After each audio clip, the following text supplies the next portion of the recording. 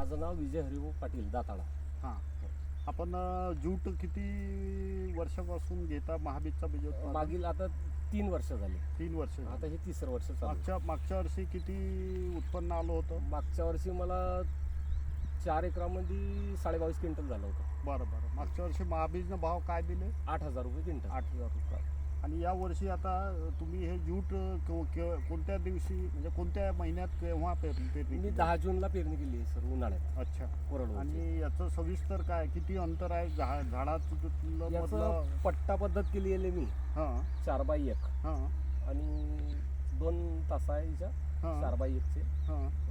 अच्छा, याला खत वगैरे सुरुवातीला DAP एकरी 1 डोस. अच्छा, एकरी 1 डोस. बरं. याच्यात सर्वात म्हणजे जूटमध्ये तणाचा हा जास्त प्रादुर्भाव होते. हां. कोणतं तणनाशक सर हिच्यामध्ये तणनाशक असून परफेक्ट निघलेलं नाही आहे. हां. तर आम्ही पहिले त्याची इरवणी केली आणि तण काढून घेतलं, अच्छा, निधन केलं. हां हां.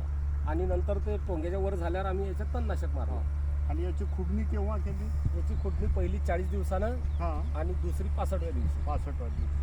बरं, इतर काही याच्यावर बाकी स्प्रे किती घेतले? हा आता दुसरा स्प्रे आहे. दुसरा स्प्रे. अच्छा. आता सध्या याच्यावर मला काही ठिकाणी खोड किडा दिसून राहिला. या वर्षी चक्री भुंगा आला. दरवर्षी येत नाही तो, या वर्षी झाला. हां. तर आम्ही त्याच्यावर मार्शल कंपनी FMC कंपनीचं मार्शल घेऊन आलो. अच्छा, याच्याहून अपेक्षित उत्पन्न किती भेटेल तुम्हाला? या वर्षी जरा ॲव्हरेज चांगला लागेल. असं फ्लॉवरिंग वगैरे चांगला आहे. घटवलं 2 वेळा शेंडे मारले तर एकरी 8 क्विंटल व्हायला पाहिजे.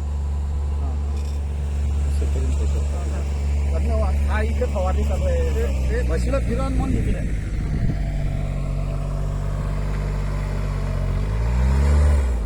चालले ना. चालू दे तुम्ही.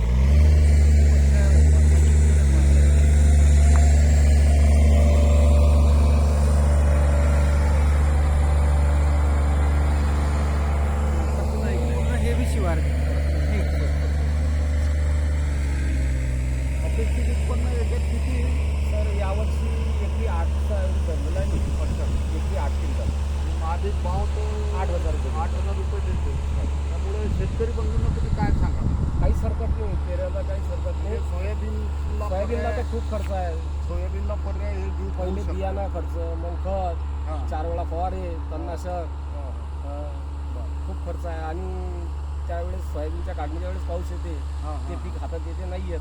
बरोबर आहे. हे कसं दिवाळी झाली की लगेच येते. त्याच्यामध्ये मग दुसरा पीक म्हणजे हरभरा म्हणून पर्याय मस्त आहे. म्हणजे तुम्ही शेतकरी बंधूंना हे सांगू इच्छिता की सोयाबीनला भविष्यामध्ये जूट पेरलं तर कमी काहीच खर्च हरकत नाही. आणि जास्त उत्पन्न हे आपलं साध्य होऊ शकतं. साध्य होऊ शकतं. धन्यवाद.